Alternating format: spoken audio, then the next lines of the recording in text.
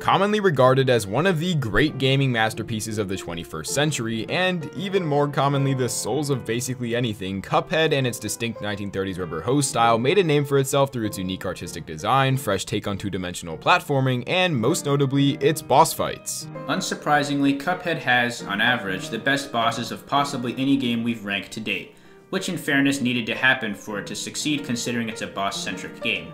All 19 are unique and have at least something to enjoy, so without further wait, let's get into the ranking of the Cuphead boss fights.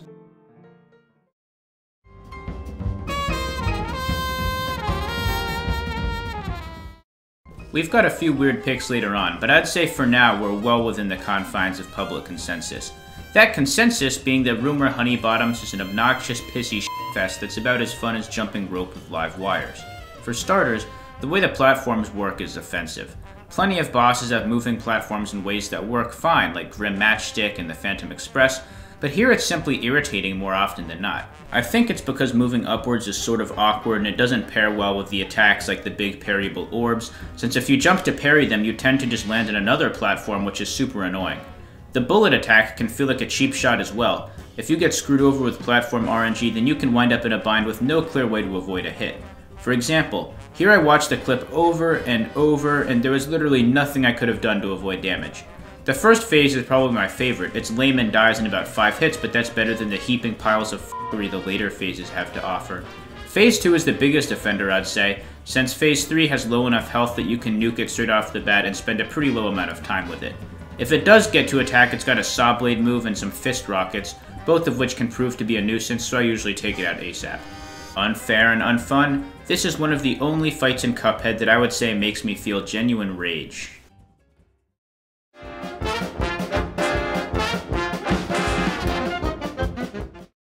Regular mode saved Wally Warbles from being the butt of this ranking. He is a fucking nightmare on expert, and to be blunt, it's not that much better normally, at least in terms of improvements and design. The main issue is that it's boring. Nearly the entire fight is spent hugging the back wall, and by doing so, you're practically unhittable with any semblance of movement. Exhibit A, Phase 1. The first phase can be taken care of quickly through the parryable flyby bird that's always at the backs of the groups of 4. If you track well, 3 rounds of birds will fly through, giving you more than enough of an opportunity to build up super cards for the nuke super. I'd actually recommend saving the nuke for the animation that kickstarts the bullet hell phase. Well, you can do either, I guess, considering this quote-unquote bullet hell is more so a test to see if you're still awake. You can dodge anything coming at you with a simple strafe up or down, and it sucks that this phase is arguably the easiest because it sets you up for miserable failure during Phase 3. Willy Warbles is hilarious. Also, he sucks. Once again, wall hugging's the key. He rotates in a figure 8 motion around the entire screen and every so often moves into the safe zone wherein you have to go in mini and fly in and out of the rotating spike balls. Every so often, he shoots little paintballs, so if you've got a money parry game, just nuke the hell out of this guy. To me, it's simple and fun, and you know what's the exact opposite? Phase 4!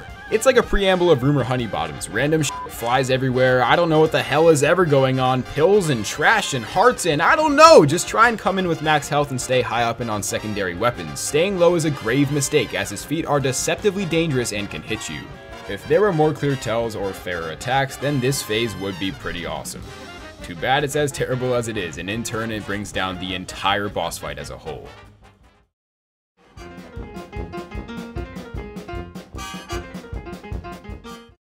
There is very little to be said here. The Root Pack is most people's first boss, but to me Goopy always felt like the guy they wanted you to go up against first. His design is pretty typical and he has the most boring attack pool of all time. He just jumps. Sometimes he'll shoot his face out at you or whatever, but it's nothing really worth noting. Phase 2 sees him popping some roids and becoming a bigger version of Phase 1, with the only difference being a bigger hitbox and a punching attack you can duck under. Keep up the pressure and you'll kill him, but his sentient gravestone will start running around trying to crush you because why wouldn't that happen? It's got literally one move, so it should take minimal effort to desecrate his grave and finish the fight. This is near the bottom just because it's pretty generic, but I'd still rather throw down with Goopy than Rumor Honeybottoms.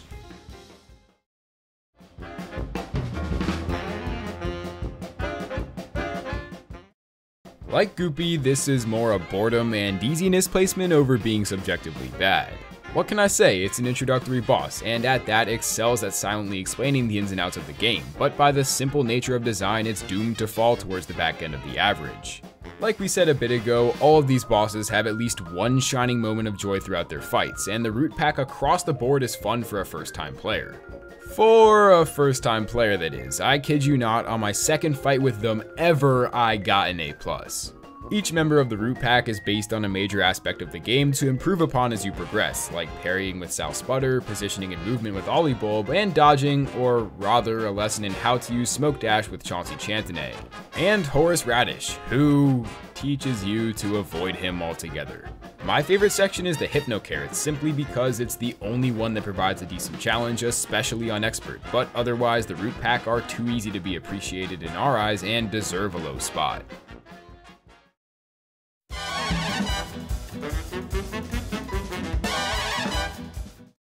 Alright, these guys are placed higher since Jack and I have pretty different views on this encounter, but I'm just gonna say that I hate these f***ing bosses and I want them to burn in hell. Well, I guess they're already burning in hell since it's the Devil's Casino, but whatever. Pretty much all of these bosses are annoying. And that is a recipe for disaster when to even fight King Dice himself, you need to kill a minimum of 3 of these casino goons. I was horrible at using the dice since I hadn't played in a while, so I had to fight literally all but 2 of them before squaring off against him. To piss you off, there's even a start over space, which I actually got this time, and it's just insult to injury. I'll give my thoughts on all the casino bosses as quickly as possible so as to not drag this out too much. Tipsy Troop, hate these guys. I suck at them for some reason. Everyone but me and Jack seems to find them easy, which is sort of irritating. Chips Bedigan is cool, simple and inoffensive, he gets a pass. Mr. Wheezy is a stupid, repetitive, tanky piece of shit. Nothing makes me happier than watching King Dice stamp the life out of him at the end. Pip and Dot are probably my favorite. I find him kind of fun. Just jumping spikes and avoiding projectiles with a cool looking arena. Hoppus Pocus isn't entirely awful either. He's pretty okay. Fear Lap is a weird one since I find it to be not that hard and usually no damage him, which is generally regarded to be difficult from what I can gather. He's a whole different beast in expert mode though, so I won't deny that. Kinda neutral on him, I guess. Puraletta is nice since it's a super easy freebie if you use Smoke Dash, which anyone who's played the game for more than 5 minutes knows is easily the most useful charm. The 8-Ball, who for some bizarre incomprehensible reason is named Mangosteen, is way too frantic for being a mini-boss in my opinion. You're being constantly assaulted by his weird cube dudes who hit you from off-screen, which is total bullshit. Finally, the real boss of this level rears its head. I am convinced that Mr. Chimes, the memory game monkey, was created to torture prisoners of war or something. I would rather yank my teeth out with barbed chicken wire than fight this fucking stupid-ass monkey ever again in my life. I already am lousy at memory, let alone when all the things you're supposed to memorize look practically the same. Add to this the monkey freaking the hell out when you screw up and you have a nightmare on your hands. This thing is just evil. And finally, King Dice. He's a weird boss, he just looks down at you like a weirdo and sends cards at you. Sends cards at you. Okay? Yeah, sometimes this happens, which is honestly preferable to the real deal. All you do is parry to avoid the normal cards. It's really disappointing that the devil's right-hand man can do nothing more than this.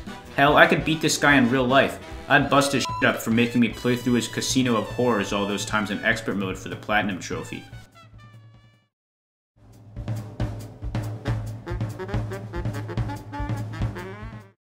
The sheer number of people who think Baroness von Bonbon is a great boss is shocking to me.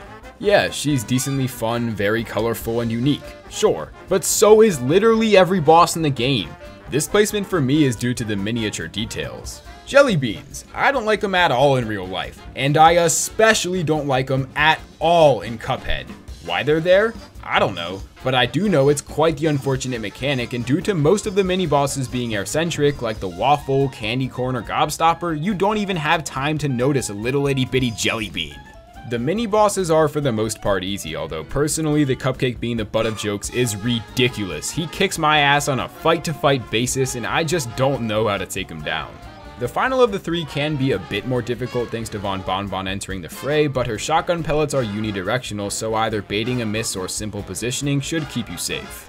And the last phase is where you lose me. There's a plethora of examples of the delayed follow mechanic throughout the game, and all of them are terrible! I think just the shotgun alone would have sufficed, but the head adds an extra layer of both luck and skill, which I'm fine with, but by the nature of the mechanic can be a bit of a nuisance. Fun, but questionable in some departments, Baroness von Bonbon could have been exceptional, but fell short where it mattered.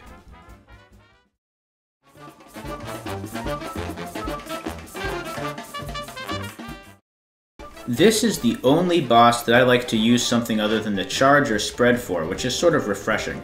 I feel like those two are just objectively the best weapons in the game, so it's nice being given a boss that has a different meta for once. In this case, the roundabout is nice since it can hit him for decent damage and take care of all his seeds and flowers, which is handy. I didn't get gameplay of it since that was more something I only did in my expert mode run, but it's worth noting.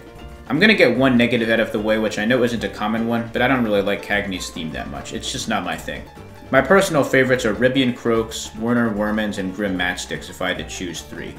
Anyways, back to Cagney. He's got a pretty chaotic fight going on. I'd say he's the hardest Isle 1 boss for me personally. You've got those floating platforms that you don't technically have to stand on, but with all the seeds and stuff landing down there, it's just not somewhere you want to be unless you have to. There are 2 different types of seed, and based on their color, they'll either spawn a green plant that follows you around, or a flying one that shoots projectiles at you from the top of the screen.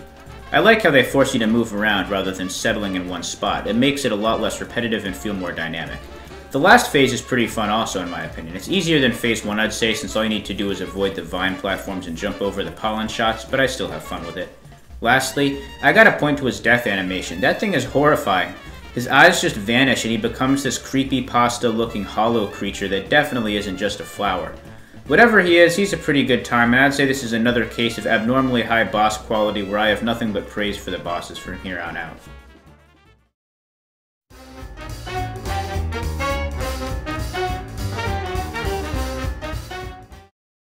On Expert, this fight can eat f***ing rocks. I hate that shit. On Regular, they're fun. It puts into perspective how effortless these guys are. Dealing with just the bugs or just the boxing gloves over both at once feels insanely passive. The bugs, if anything, are a time waster if you use spread like I do, so I recommend cashing in when Ribby, or maybe Croaks, I don't know, whichever one throws hands. This is also the only chance you'll get at parries in the fight, so make them count, but be warned they're a bit of a tough nut to crack. The second phase is far and away the least memorable of maybe any in the entire game. It's like a nerfed version of the first phase without any of the notable moves. Push against the wind when you need to, and let go when you need to. Simple as that. The final phase, unquestionably one of the most difficult portions of any boss in any game when it's on Expert, is fun for me, but actually gets dragged down by aesthetics. The bull gets a pass, but the frog and tiger slots are not only boring, but straight up ugly. The tiger is regarded as the hardest, which it is on Expert, but on Regular, it's pretty simple. Stay near the back and either short jump or smoke dash. Otherwise, this pair of amphibious bruisers are a fun, but somewhat uninteresting night in the speakeasy.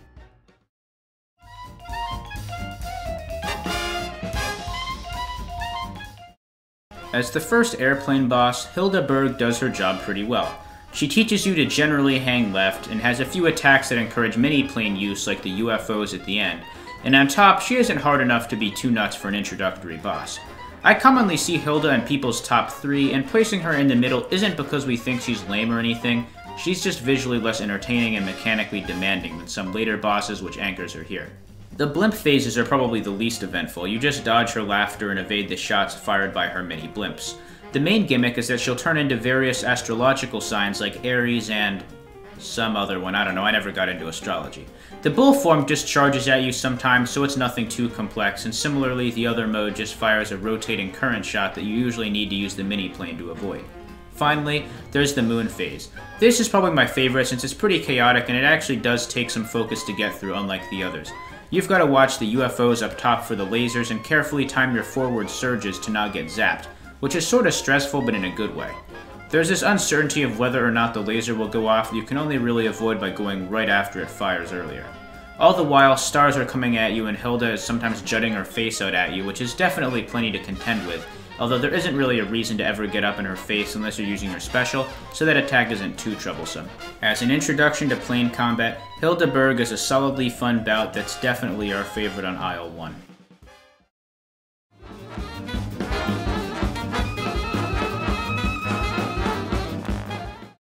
It's unreal how much less intriguing and exciting this fight gets the more you replay it. Usually that's how it goes, but for the man behind the game, it's a new level of downgrade. He was my number 1 for 2 years. Then I decided to fight him again. He snuck into the high tropes at number 5. Then I tried getting an S, number 8, replayed for YouTube, number 10. From the top dog to the halfway anchor, it's no surprise I'm not filled to the brim with compliments for the finale of the game, which by the way is another point. He's not exactly the greatest closer there could have been, but he's still pretty damn good, and the excess length and uniqueness of each phase stands out as well done. The first is definitely my favorite. The variety and theme make it fun, and while certain components like the spawned in bouncy balls or fire troop are pretty bad, for the most part it's solid. I think another great mechanic was the mini devils. They're like Baroness von Bonbon's jelly beans, but they have a fixed ratio of spawn and timing, plus the game gives you a heads up when they poke their head around the devil's throne. But really, the curtains close on the act the second the devil breaks out from his skin and drops into hell. Each of the following phases get increasingly lazy and repetitive, and the first is definitely the best and least chaotic. For the rest of the fight, I can imagine the design process was fairly straightforward. Phase 3 is my Achilles heel. The fat slob bat things are just another example of this fight depending on outside enemies to cover a lack of moveset variety, and I recommend going out of your way to knock these dudes out. If you decide not to, even one alone can cause a major fit, especially with the extra small bat enemies that hover above, not to mention the decrease in platforms, plus the increase in casino chips. Then, after a short while, he shifts from angry to sad and starts cutting onions, in turn dropping parryable teardrops that if luck so happens to be on your side, fall in tandem with a chip, thus allowing you to drop off, parry back up, and avoid any damage. This phase should be done and dusted in about 2 rotations of this cycle, so yeah, it's about as anticlimactic as can be, and while the devil was a surefire disappointment, he's still pretty ranged in terms of phase change and overall quality, so we like him enough.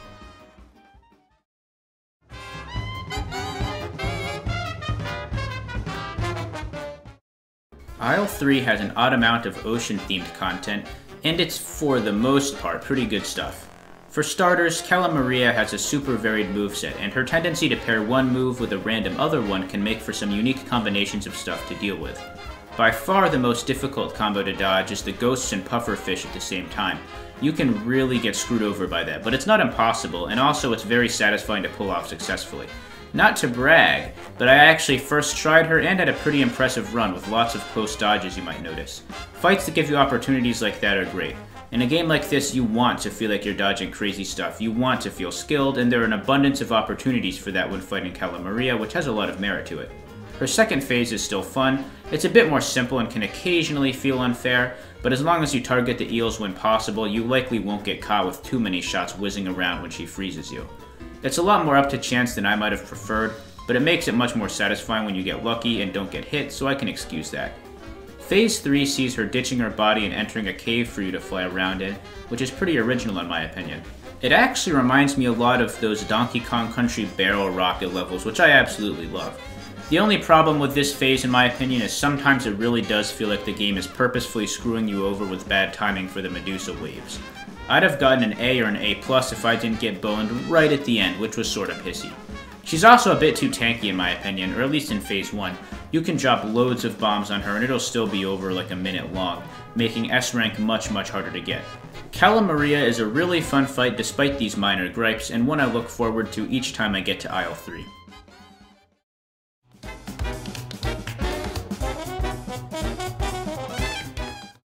Sally's stage play is not replayable. Great, fun, whatever adjective you please, but still not replayable. I can't speak for Alex, but I can say Sally got off big time considering I first tried her S rank. Otherwise, I would have bored myself to a miserable death getting splashed by milk bottles and impaled by little wind-up rats on repeat. That being said, with a long time between fights and in truth nearly an entire year of my life under my belt since my last go at her, she's straight up Charge Blast in action. What I enjoy most about this game is theme, and Sally's about top of the pack in terms of both theme and consistency. MDHR really nailed the theatrical aspect of this fight. Well, I guess the plot of the play sucks, but otherwise each phase feels like an act from a Shakespearean format play, starting with the introduction/rising action that is phase 1. It's an underrated one for sure. It develops Sally's main component, that being her umbrella, and generally gives the player a feel out for the rest of the fight. She teleports around and drops in where you're standing, throws out fans and all that jazz, and actually there's a secret phase that's only accessible through her parryable hearts. Notice the 2 angels up there? Parry at the right time and get on both individually, then play it passive, and then you get the sweet reward of getting crucifixes chucked at you by a nun, aka a big thumping waste of time. I won't even mention the other change. Some sexed up cloud god and a baby who throws spin wheels add nothing to it besides an extra hitbox to aim at, so just crash the wedding and move on to the second phase. This time around, it's the same attack pool with the inclusion of an RNG dependent baby that drops milk bottles out of any given window, and also the previously stated wound up rats. This phase is the easiest for me, just avoid stuff and do things, really. Next up is the most memorable of the 4 phases, or the climax you could say. The wooden cutout Sally is pretty damn awesome. It's got 3 possible moves, either a lightning storm, a big wave, or a meteor shower. The meteor shower in truth is a breakable object that unlocks a parryable star, useful to those of you without smoke dash to get over the big wave. Otherwise, just sort of camp out during the thunderstorm, jumping all but guarantees you'll take a hit. And lastly, phase 4. The resolution scene gets f***ing clapped by Chaser. That's it, I feel like I should just throw that out there. Her umbrella works exactly like the radish from the root pack, or really it should be the other way around. Sally came first, but either way I'd recommend using charge and firing when you can. Staying stagnant makes it more than easy for her umbrella to corner you, and by this point you're better off just finishing off the job. Sally's stage play is a great boss, and her thematic development through increasingly chaotic phases are only further proof to her enjoyability.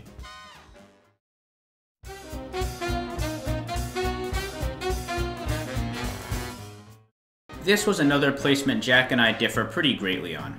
It's not that Jack dislikes Beppy, I just like him a good deal more. For starters, I didn't include him in my top 3 themes, but Beppy's theme is another one of my favorites. I really like how he looks too. This game's art style is one of its main draws, and I think Beppy is one of the most fun fights in that regard. The background is super interesting looking to me, and it's neat that you can see when the roller coaster is coming by looking back there. You get some fun phases out of him, like when he blows himself up into a huge balloon and when he turns into a merry-go-round for some reason. The first phase is pretty simple, especially if you use smoke dash like 99% of people do. He generally sticks to his one side of the screen, so you just need to watch for the ducts with the light bulbs that fall down. Enough shots will knock him off his bumper car and start phase 2, where now you need to contend with a passing roller coaster and some balloon dogs that are easily killed by the spread shot. This one is pretty fun. I actually like it when bosses have stage hazards like this, so the roller coaster adds a lot in my opinion. However, the only phase I really have a problem with is the third one where he's on his horse. That thing can just come out of nowhere and hit you instantly, which pissed me off when it happened here. There are 2 colors of horse you can use. The green one sends out a wave pattern of horseshoes at you, and the yellow one sends out a straight line that comes back and drops from the ceiling later. I'd say the yellow one is the lesser evil, but both have the same annoying habit of hitting you right off the bat if you're too close. The last phase is fine, but I find it a bit too difficult to dodge the baseball penguins. Oh yeah, I didn't mention that yet. His main mode of attack is having a bunch of penguins hop out of his mouth and throw baseballs at you. This means you need to stay on the platforms, and there isn't much room to work with all the balls flying around. Even with smoke dash, I don't think I've ever no damage this phase. Just get here with 2 health and tank 1 round before the coaster runs over all of them. Beppy isn't super complex, but neat visuals and fun hazards make him a much more memorable boss for me.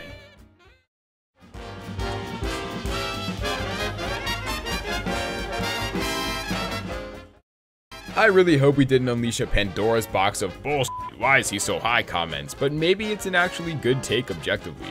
Either way, Captain Briny Beard is undoubtedly deserving of a spot this high in our opinion. There are some faults that I'll get to eventually, but for us, this is arguably the most fun boss in the game. Why isn't he higher, you ask? Well, put simply, he's way too easy.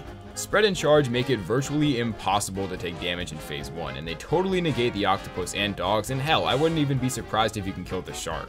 And otherwise, positioning is key. I always hug the back wall as it makes parrying Briny Beard shots easier, but also allows for low effort bait with the barrel. I won't even talk about phase 2, it's the same thing, but this time the ship reveals its Taro card and becomes the strength stand from JoJo's. The third and final phase is the worst in my opinion. The ship's uvula harnesses its kyber crystals and launches mega lasers which like half the time f you over in tandem with the barrel. You can stay up top and parry repeatedly, but personally I suck at those kind of infinite parry loops like King Dice or this per se, so I always burrow under and hope I don't get pummeled. Once again, this phase has minimal health and a mixture of charge and a super will put this fight to rest in a relatively quick fashion.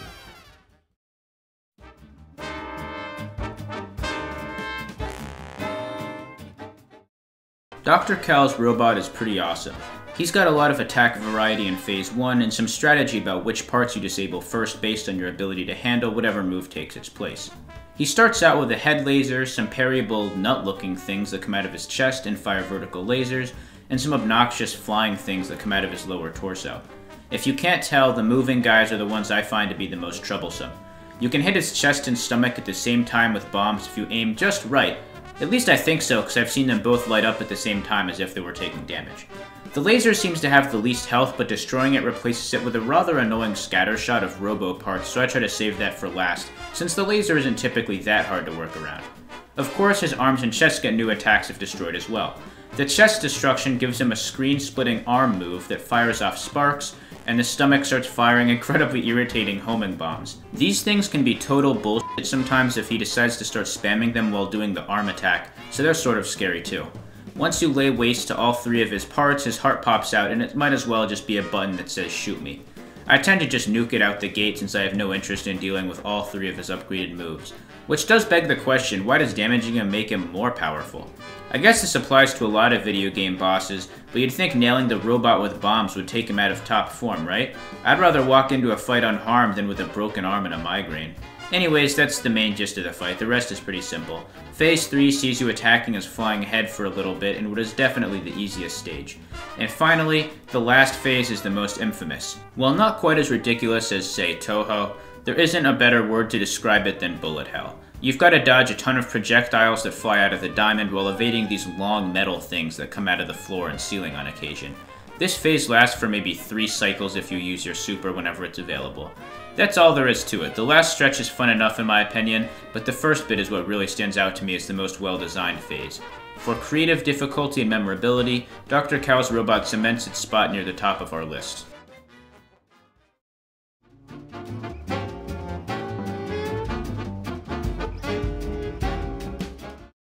The Phantom Express could have been the best boss in the game, but the minor issues that arise in the final phase bring it all the way down to number 4. The first is a point of contention in terms of weaponry. Personally, I go down Spread Street, but some recommend Chaser, Pea Shooter, or even Charge as well. There's not much to my strat because there's not much to the Eyeball Ghost. He shoots out long volleys that vary in height, so stand on the edge so you can hit him and repeatedly jump to break any incoming pot shots.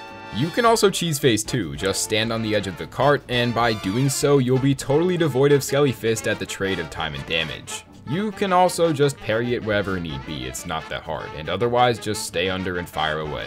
Phase 3 is for sure the most boring. Both of whatever the hell these things are supposed to be have one single move, a lightning spray that stretches all the way from one end of the train to the other, meaning you have to parry the cart to either side if you want to avoid being hit. Once again, they basically have no health, so take out each individually and make use of the ghosts who are, in essence, free parry cards. It's a real shame the last phase is hands down a top 5 war style 3 boss though. If it didn't feel like a narcotic dream, then maybe I'd appreciate it a bit more, but for what it is, hoping you don't get hit over actively trying to not get hit is a killer. Long story short, parry his tail and fire away at his heart, in which resides in a chamber that gets propped open by parrying said tail. While on the lower side of health, the Express gives what feels like 5 to 6 seconds before closing it, meaning you have to time your moves very carefully. It's not the end of the world that this phase sucks, but it's a major flaw that prevented the Phantom Express from reaching the remarkably great territory of Cuphead boss fights.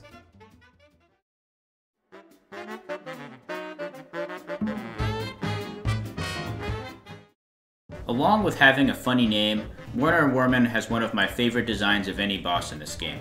I just find the idea of a rat in a soup can tank with a pickle hob and a cigar really funny. He even speaks in a German accent on the death screens and salutes when he charges and stuff. He has sort of a World War I German soldier look going on, which I guess makes sense since this game is supposed to be styled around 1930s animation, and this is probably what everyone thought of soldiers as looking like back then. His first phase is cool. He's got some fun attacks with plenty of variation and ways to handle them, allowing for creative dodging. The tomato bombs are the trickiest, I'd say. Sometimes you can fire them in ways that really get tough to handle without thoughtful dashing and short hops to get around. It's always fair game though. I've never got nailed by that and found it to be undodgeable retrospectively. The trash firing attack is pretty easy and usually where your parries will come from. The springboard attack is creative, but as I've said 100 times by now, the smoke dash trivializes this. Nail him enough and my favorite phase starts, wherein he begins using a flamethrower and culling in some saw blade-like bottle caps from the walls. Besides being dangerous stage hazards, they also have some funny references that imply the devil has some kind of soda company subsidiary along with his casino. These are sort of like the roller coaster from the Beppy the Clown fight, but a lot more dangerous since you can get some weird patterns with them that may require you to switch sides at an unideal time. It is handy to know that you can duck under them though, and stand in the wooden stick part. Warner will move up and down trying to roast you, but on normal mode this shouldn't prove too challenging to evade. The last phase is probably the least interesting, but it's still fine. He gets eaten by the cat you may have seen in the background, and it paws at you and sends prisoner rat ghosts to chuck balls at you. There's not much to this, and with a special attack it should go down pretty fast, revealing that it's actually a robot called the Katzin Wagon, also controlled by Werner, which I find funny. It's a small twist, but one that made me laugh a bit when I first saw it. Creativity and amusing visual design are a large part of why I love this guy, but he's also really fun and has pretty much no BS to deal with, which is great. He definitely deserves a top 3 placement in any list in our opinion.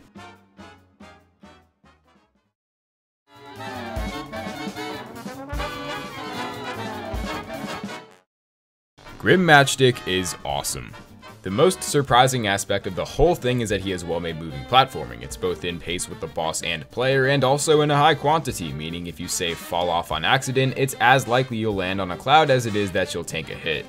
Double that with the fact that this is the only boss I can think of with this mechanic that isn't a heaping pile of shit, and wham, you get a top 3 boss. Each of Grim's phases play well into this mechanic, phase 1 the least notably, but still working well with it nonetheless.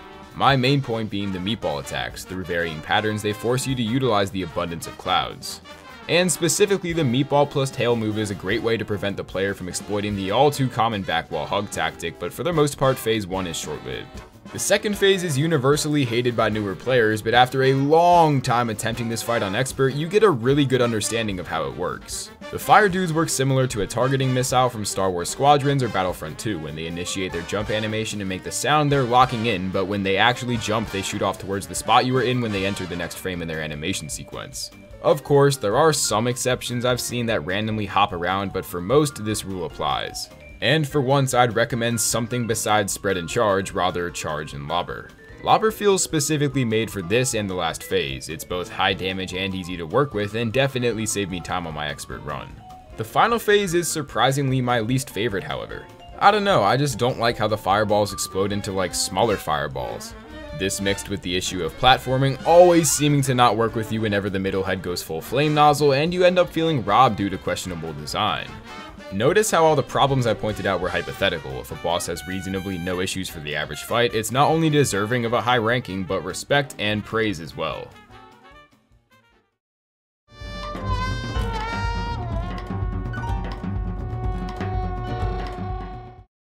The best boss in Cuphead in both of our opinions is Jimmy the Great. Unfortunately, fanfiction writers seem to agree, and googling his name suggests art of him getting nasty with Beppy the Clown as the 4th result. Seriously, try it yourself. That unfortunate trivia fact aside, he's one of the only bosses to pull off the feat of being incredibly difficult in expert mode, and yet still totally fair. Other than the phase 1 cat attack, that is just evil. He's got the coolest arena background in my opinion. It's like this 3D pyramid maze thing, which is super neat looking. I've said it a lot, but I love deserts in games, and even as background locales I appreciate him. And I like his look too. He's got this dapper pipe and snazzy turban. I'm watching Lawrence of Arabia for my film class right now, and it's sort of making me think of that. Anyways, his attacks are in keeping with his design, with plenty of treasure slinging, sword flying, and metal cat avoiding to be done. Survive enough of these and he'll turn himself into a ton of pillars with flying saw blades between them that you can easily blow open with a single bomb. This makes this phase a cakewalk so long as you're good with the mini-plane and don't rush too much. It's still really fun though, and I like navigating this part as a sort of interlude. Phase 3 is easily cheesable even on expert. I always hug the left wall and stay in the middle of his twisty orb move, and you'll pass right through, and kill any mummies that come out as well, provided you hold the trigger down. I dig the sarcophagus, and the laugh he makes to kick this phase off is pretty funny to me too. Anyways, enough of a beating sends him scurrying off to try to make a Cuphead clone puppet to harass you, while having his hat fly around and make a nuisance of itself with a rotating pellet shot. This can actually be skipped if you remain in mini-plane mode during the scanning animation, although that sends you to the last phase with a mini-puppet chasing you down, which makes it super hard, so I always just take the normal route. The puppet phase is pretty tricky though, so it's not like you get off easy. This is definitely the part that trips me up the most, although the last phase gets hectic as well. He suddenly becomes huge and summons 3 pyramids that make me very, very thankful that I'm not editing a 2012 MLG video. These Illuminati things fly around the middle and fire off a 4-directional laser every so often that for whatever reason I find incredibly difficult to handle. You need to predict where it'll be in a few seconds from when it starts and move to that quadrant, which can be hard to picture on the fly.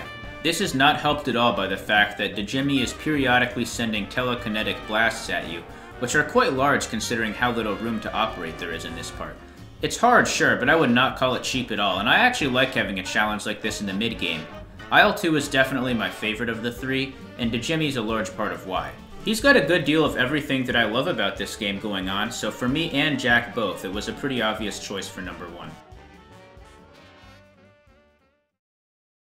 Thanks so much for watching, and we hope you enjoyed. I'm excited for next week since I finally get to upload my ranking of the levels of Doom Eternal, my personal favorite game of all time, as well as the origin of our profile picture and banner. If that's your thing, then make sure to stay tuned next week. That's all for now. Deuces.